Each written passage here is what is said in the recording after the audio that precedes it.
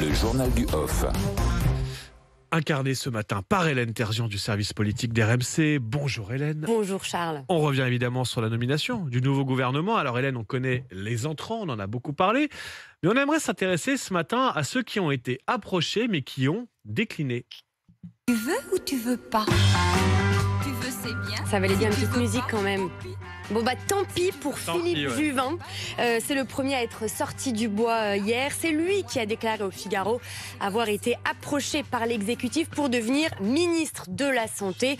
Le nom de cet ex-candidat à la primaire LR, médecin urgentiste, revenait avec insistance. Il dit avoir décliné, fidèle à sa famille politique, même si du côté de la Macronie, on répond que c'est lui qui a candidaté. Ce serait plutôt donc pour lui, je veux bien, mais nous, on ne te veut pas. Autre nom qui circulait toujours chez LR, celui de la présidente de la région Pays de la Loire, Christelle Morancet. Dans son entourage, on assure qu'elle n'a pas été approchée. Et du côté de la gauche?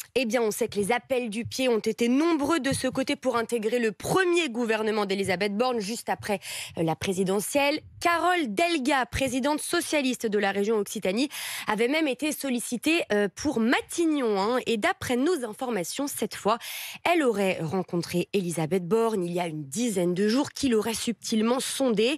Là encore, fin de non-recevoir pour Carole Delga. Cette fois, Valérie Rabault, vice-présidente de l'Assemblée nationale, n'a pas été approchée. Quant à Yannick Jadot, ses proches expliquent que depuis 3 ans, la Macronie fait courir le bruit qu'ils veulent Yannick. Ces refus successifs, encore hier matin sur RTL, ont été entendus. Soit on fait la coalition comme dans les grands pays démocratiques européens, soit on fait comme au Parlement européen, c'est-à-dire sur chaque texte, on construit des majorités. Mais il y a une option qui est une impasse, c'est celle des débauchages. Ça ne sert à rien. Voilà, le message est donc bien passé. Allez, maintenant on peut dire que le quinquennat est lancé, en tout cas que voilà, tout le monde est à sa place, en tout Ça y cas, est, c'est à parti. son poste. Demain, discours de politique générale d'Elisabeth Borne.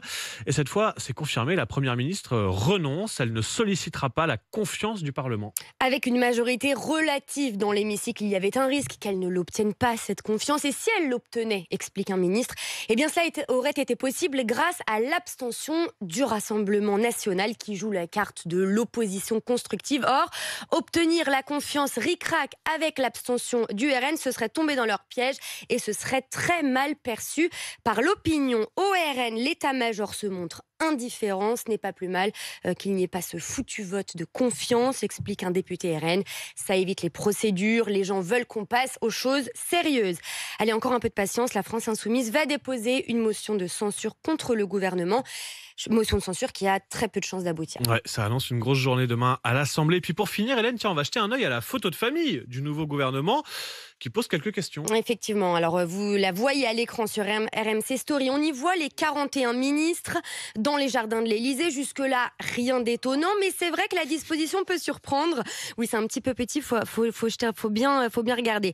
Tout le monde est assez espacé. C'est sûrement l'effet Covid. Bon, là aussi, rien de très original, mais surtout, on cherche un peu le président et la première ministre, un peu façon où est Charlie. Ah oui, tiens, Macron est là, commentait hier avec moi au téléphone un cadre écolo. Il faut dire qu'il y en a un qui attire quand même particulièrement l'œil.